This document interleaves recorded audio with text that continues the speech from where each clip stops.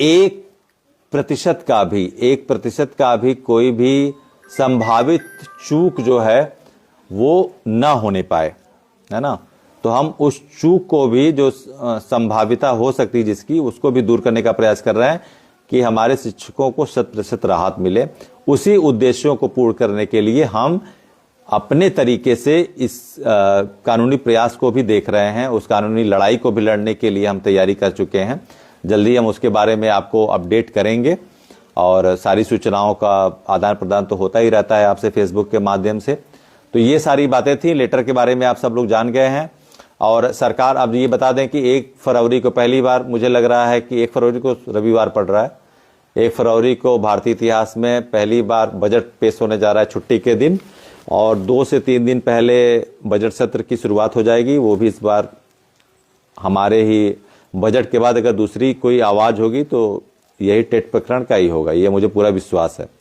फिर से हमारे माननीय सांसद इस विषय को उठाएंगे। सरकार उन्हीं सांसदों की ही देन है कि जिन्होंने उठाया, और सरकार इस विषय पे अपनी तैयारी शुरू कर दी है। लेकिन मैं आपको बहुत बता दूं कि जिस तरह से आप अभी इन चीज़ों को लेकर पूरी तरीके से ये मत मानिए कि हमको पूरी राहत मिल गई है, क्योंकि ये मामला संवेदनशील है, कोर्ट में है, 142 का प्रयोग किया गया है और इसके लिए कोर्ट के जो भी नियम है गवर्नमेंट भी उसको क्रॉस ओवर नहीं कर सकती है। गवर्नमेंट को भी सुप्रीम कोर्ट के उस 142 के प्रयोग के बाद जो भी चीज़ें क्रिएट हुई हैं उसके लिए उसको एफिडेविशन देना पड़ेगा, संतुष्ट करना पड़ेगा कोर्ट को कि उसने अगर एग्जम्पशन दिया है, वो भी 1 सितंबर 2025 के फैसले के पहले के चार्टर में दिया है, तभी वो ये भी देखेगी कि 1 सितंबर 2025 के बाद आपने कोई एडिशनल तो नहीं किया। उसके लिए फिर आपको फिर संसदीय व्यवस्थाओं पे जाना पड़ेगा, वो भी हुआ नहीं है। और वो मैं आपको बता दूं कि एनसीटी ने पैरा 4 पैरा 5 में छूट की बात की है, एफिडेविशन देंगे। तो सरकार एनसीटी के माध्यम से जब पुनर्विचार की सुनवाई होगी तो उस एफिडेविशन को सबमिट कराएगी। और अब यही है कि बड़े काउंसिल की जरूरत, मैंने आपको बताई थी कि बड़े काउंसिल की जरूरत है, क्योंकि बड़े मुद्दों के लिए बड़े मुद्दों के लिए बड़े लोगों की जरूरत होती।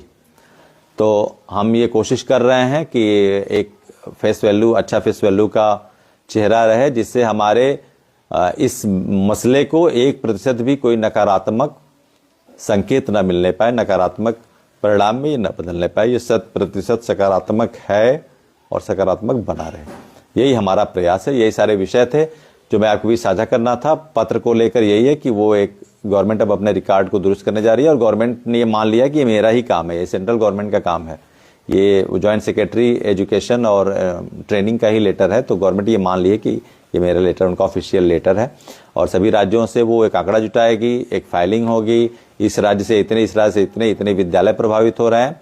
तो जीविकापार्जन के आधार पे ही तो आप न्यायालय में मांग रखते हैं, एक याचना रखते हैं कि इतने शिक्षक प्रभावित हो, इतने परिवार प्रभावित हो रहे हैं, तो उसी आधार पर कोर्ट आपको देती है। लेकिन वो तभी देगी जब पुनर्विचार के लिए वो तैयार होगी। मैं आपको बार बार इसीलिए घुमा फिरा के आ रहा हूं कि पुनर्विचार का रेशियो, एक्सेप्टेंस रेशियो क्या होता है, बहुत कम होता है। पुनर्विचार का एक्सेप्ट होना हमारे मसले के लिए बहुत जरूरी है। पुनर्विचार अगर स्वीकार हो गया, डायरेक्टिव मिल गया सेंट्रल गवर्नमेंट को, तो हमारी लड़ाई फिर फेवर में हमारे आने शुरू हो जाएगी। तो हमारी लड़ाई का फेवर में आने का पहला चरण है रिव्यू का एक्सेप्ट होना। वहां से हमारी लड़ाई कन्वर्ट हो जाएगी न्यूट्रल टू पॉजिटिव। अभी निगेटिव नहीं है, मैं यही कहूंगा, वो न्यूट्रल से पॉजिटिव हो जाएगी। अभी न्यूट्रल पे है, न निगेटिव है न पॉजिटिव है। तो न्यूट्रल से जो सुई है वो धीरे धीरे चलने लगेगी, पॉजिटिव की तरह एक्सेप्ट हो जाएगा। फिर एनसीटी से एफिडेविशन होगा, हमारे बारे में जो भी चीज़ें हैं उसकी वो स्पष्टीकरण हो जाएगा। फिर सुप्रीम कोर्ट का जो बेंच है उस पर संतुष्ट होना चाहिए, क्योंकि वो बिल्कुल चार्टर की बात है। और सेंट्रल गवर्नमेंट भी एडिशनल ये चीज़ें जो कंपाइलमेंट हो रहा है, कुछ लेटर आपको पता चलेंगे, कुछ वो भी नहीं पता चलेगा जो सेंट्रल गवर्नमेंट आपके जवाब देने के लिए तैयारी कर रही है। मैं ये भी बता दूं, कुछ चीज़ें तो पब्लिसाइज हो जाती हैं जिसको हम अब जान जाते हैं, वायरल हो जाती हैं, लेकिन कुछ ऐसे होते हैं जो सिर्फ उनके सॉलिसिटर जनरल को ही पता होता है कि क्या हमको बोलना है, क्या हमको कहना है। ये भी मैं आपको बता दूं, कुछ ऐसे जवाब होते हैं जो सॉलिसिटर जनरल ही उस समय कोर्ट में at the time of hearing बताते हैं, बोलते हैं, है ना।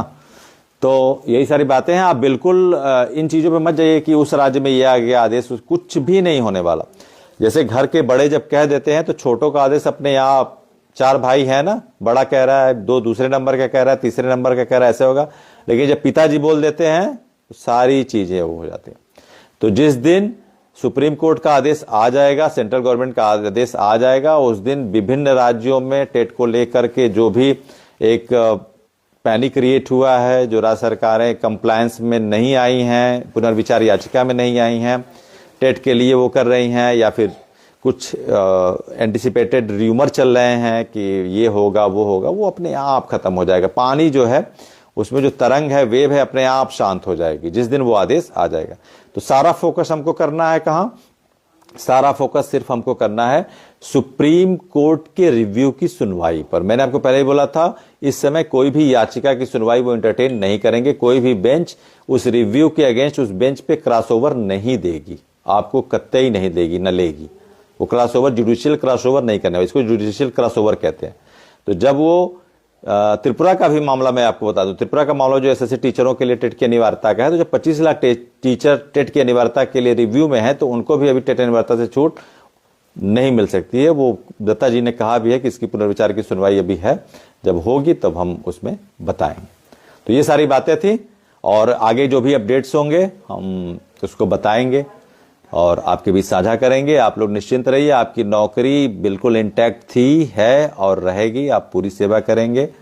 हम अपने अगले उस लड़ाई में लग गए हैं। 1-2 दिन में हम वो भी आपको कुछ अच्छे अपडेट्स देते हैं, जिससे आपको महसूस होगा कि नहीं, हमारी जो लड़ाई है वो सही दिशा में चल रही। क्योंकि हम प्रतिक्षण, मैंने आपको बताया, प्रतिक्षण प्रतिदिन बिल्कुल इस लड़ाई के लिए संकल्पबद्ध हैं। पहले दिन से ही बद्ध हैं। हम अमित जी, राजेश जी, शैलेंद्र जी, अनुज जी, विशाल जी, और जो हमारी जितनी भी टीम है जौनपुर की, आपकी जान रहे हैं कि, और हमारे जो प्रदेश अध्यक्ष विनय तिवारी जी, हमारी टीम पूरी लगी हुई है कि हम इस लड़ाई को आपके लिए जीतेंगे जरूर, at any cost. We will put our level best, कुछ भी कसर हम नहीं छोड़ने वाले। तो यही सारी बातें थी, आपसे सभी बिंदुओं पर विस्तृत चर्चा हुई है। मुझे उम्मीद है कि आप सारी बातों को अपने संज्ञान में आपके आ भी गया होगा। कुछ और विषय होंगे तो फिर हम उस पर बाद में चर्चा पर चर्चा करेंगे। बहुत बहुत धन्यवाद। नमस्कार।